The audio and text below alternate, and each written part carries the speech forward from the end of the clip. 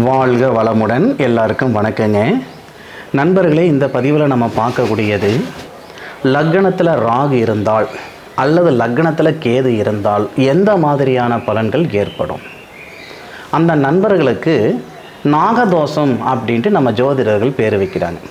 சரி, அப்படி இருந்தால் அதே மாதிரி நாகதோஷ பொண்ணை தான் கல்யாணம் பண்ணணுமா?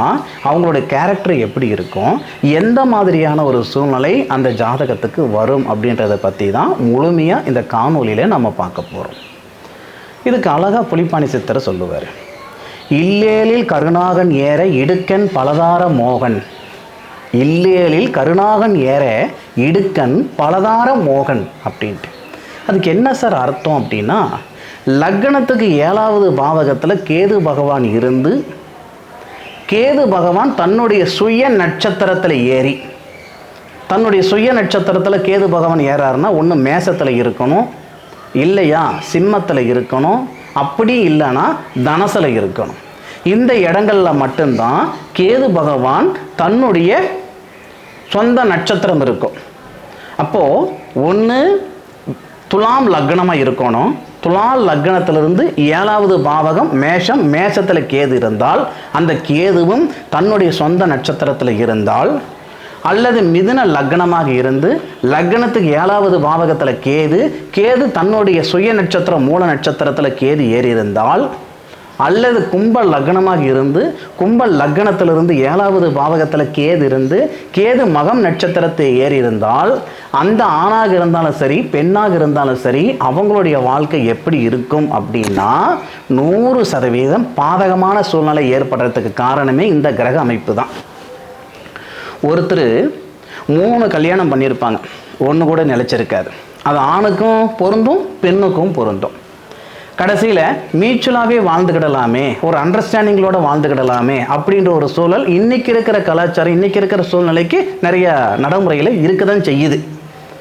அதுபோக ஒரு ஆணாக இருந்தாலும் சரி அல்லது பெண்ணாக இருந்தாலும் சரி இந்த அமைப்புகள் மட்டும் இருந்தால் கண்டிப்பாக அவர் ஆணாக இருந்தால் அது எப்படி சொல்கிறதுனா, அதான் இடுக்கன் பலதார மோகன் அப்படின்னா அந்த ஜாதகர் வேற ஒரு உறவு வச்சுக்கிட்டு வாழ்ந்துக்கிற மாதிரி ஒரு சூழ்நிலைகள் ஏற்படும். அது ஆணுக்கும் பொருந்தும் பெண்ணுக்கும் பொருந்தும். இந்த மண்ணில் பிறக்கும்போது எல்லாரும் எப்படி சொல்கிறதுனா, எந்த ஒரு இது இல்லாமல் எந்த ஒரு ஐடியாவும் இல்லாமல் பிறக்கும்போது நல்லவங்களாக தான் நம்ம பிறக்கிறோம். வளரும்போதும் அதே மாதிரி தான். நம்மளுடைய கிரகம் எங்கே போனாலும் விடாதுன்னு சொல்லுவாங்க பாருங்கள்.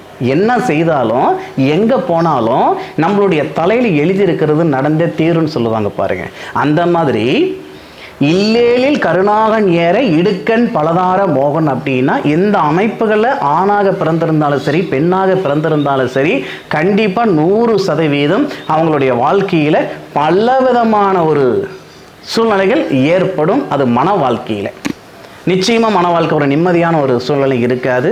அதுபோக ஒரு தாரத்துக்கு 2 தாரம் பண்ணியிருக்கலாம், தெரிஞ்சு 2 தாரம் 3 தாரம், தெரியாமல் ஒரு 4 5 இந்த மாதிரி சூழ்நிலைகளெல்லாம் வர்றதுக்கு காரணம் இந்த மாதிரி அமைப்பு உள்ளவங்க தான்.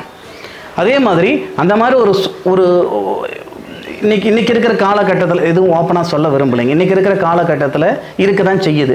அந்த மாதிரி ஜாதகம் பார்த்தீங்க அப்படின்னா 100% அவங்க லக்னத்துக்கு 7வது பாவகத்தில் கேது தன்னுடைய சுயசாரம் வாங்கியிருந்து சனி பகவானுடைய பார்வையோ சுக்கிர பகவானுடைய பார்வையோ இருந்தால் கண்டிப்பாக இந்த மாதிரி சூழ்நிலைகள் ஏற்படும்.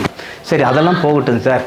இந்த பதிவு இந்த நேரத்தில் ஏன் பதிவு பண்ணுறீங்க அப்படின்னா, இந்த மாதிரி ஒரு ஜாதகம் உங்களுக்கு இருந்தால் நல்ல பாதையில் போகிறதும் கெட்ட பாதையில் போகிறதும் நம்மளுடைய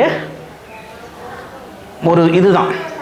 என்னதான் இப்போ நம்ம இவங்ககிட்ட சவகாசம் வச்சுக்கணும், இவங்ககிட்ட சவகாசம் வச்சுக்கக்கூடாது, இந்த இடத்துக்கு போகணும் இந்த இடத்துக்கு போகக்கூடாது, முடிஞ்ச அளவுக்கு நம்ம கண்ட்ரோலில் இருந்துக்கிடலாம் பாருங்கள். அதுக்காக தான் உங்களுடைய லக்னம் துலா லக்னமாகவோ மிதுன லக்னமாகவோ அல்லது கும்ப லக்னமாகவோ இருந்து உங்களுடைய லக்னத்துக்கு 7வது பாவகத்தில் கேதுன்ற ஒரு கிரகம் இருந்து அதை தன்னுடைய சுய நட்சத்திரத்தில் இருந்தால் கண்டிப்பாக சொல்கிறேன், 100% சொல்கிறேன், உங்களுடைய மன வாழ்க்கை நிச்சயம் சாதகமாக இருக்காது. அது பல தரப்பட்ட ஒரு சூழ்நிலைகள் ஏற்படும். ஸோ உங்களுடைய ஜாதகத்தில் இந்த அமைப்பு இருந்தால் அதை சரிப்படுத்திக்கிறதுக்கான வழியை பாருங்கள், அதுக்குண்டான பரிகாரங்கள் என்னன்றது பாருங்கள். சரிங்களா? தயவு செய்து இந்த பதிவு பற்றி தப்பாக எடுத்துக்கிட வேண்டாம். இது நல்ல கண்ணோட்டத்தில் பார்த்தீங்கன்னா சாமி சத்தியமாக அருமையான பதிவு, சரிங்களா? இந்த பதிவு ஒரு பயனுள்ள ஒரு பதிவாக இருக்கும். ஏன்னா அந்த மாதிரி இருக்கக்கூடிய நண்பர்களுக்கு ஒரு சிறந்த ஒரு வழிகாட்டுதலாக இந்த பதிவு இருக்குன்ற நோக்கத்துக்காக தான் இந்த பதிவு பண்ணியிருக்கிறேனுங்க, சரிங்களா? சரி நண்பர்களே, இந்த பதிவு நிச்சயமாக ஒரு சிலருக்காவது பயனுள்ள பதிவாக இருக்குன்னு நினைக்கிறேனுங்க.